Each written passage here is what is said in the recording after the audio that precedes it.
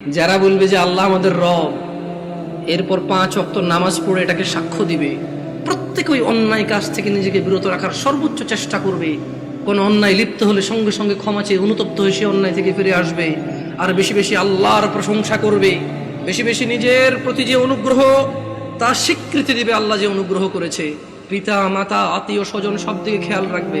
ফেরেশতারা বলছে তোমাদের বন্ধু আমরা দুনিয়াতে, আখিরাতে ওখানে থাকবে তোমাদের যা কিছু মন চায়, আর যেটা যেটা তোমাদের থাকতে ইচ্ছে নেই সেটা সেটা রাখা হবে না ওখানে।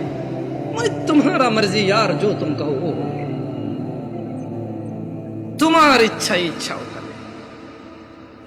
तुम क्या चाहते हो, কি লাগবে তোমার সেটাই রাখা হবে, কি লাগবে না তোমার সেটা রাখা হবে না। সুবহানাল্লাহ। নুজুলাম মিন গফুরির রহিম, এটা ক্ষমাশীল পরম দয়ালু আল্লাহর পক্ষ থেকে আপ্যায়ন। মানে একজন মানুষ জান্নাতে গেলে তার যা মন চাইবে তাই সে পাবে, আর যা মন চাইবে না তা ওখানে উপস্থিতি থাকবে না। এটা নাকি আল্লাহর পক্ষ থেকে আপ্যায়ন। সুবহানাল্লাহ, আল্লাহু আকবার। তোমরা কি জানতে চাও পৃথিবীর সবচেয়ে ভালো কথা কোনটি? পৃথিবীর উত্তম কথা কি জানতে চাও? তবে শোনো, তোমাদের রব বলছে নয়াপাড়ার মানুষ, ومن أحسن قولا ممن دعا إلى الله وعمل صالحا وقال إنني من المسلمين। আর তার চেয়ে কার কথা উত্তম যে মানুষকে আল্লাহর দিকে ডাকে এবং নিজে সৎকর্ম করে।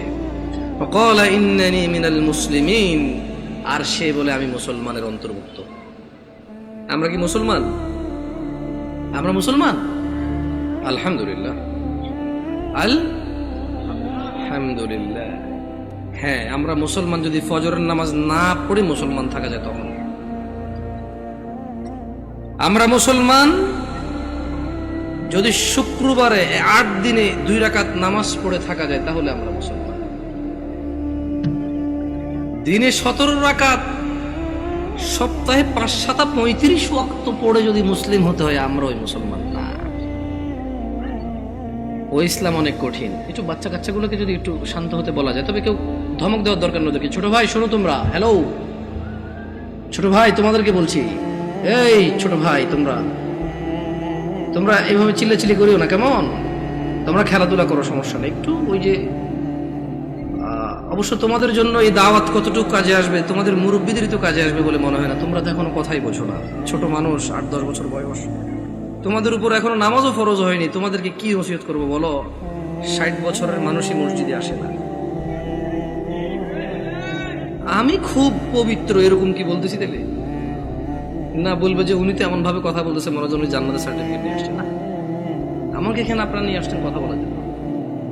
আর আমার কথা বলার আন্দাজ হচ্ছে যে সামনে যারা আছে তাদেরকে নিয়ে কথা বলবো। এর মানে এই নয় যে আমি এখান থেকে বাইরে আছি, আমি নিজেকে সহযোগ করে কথা বলবো। কেমন?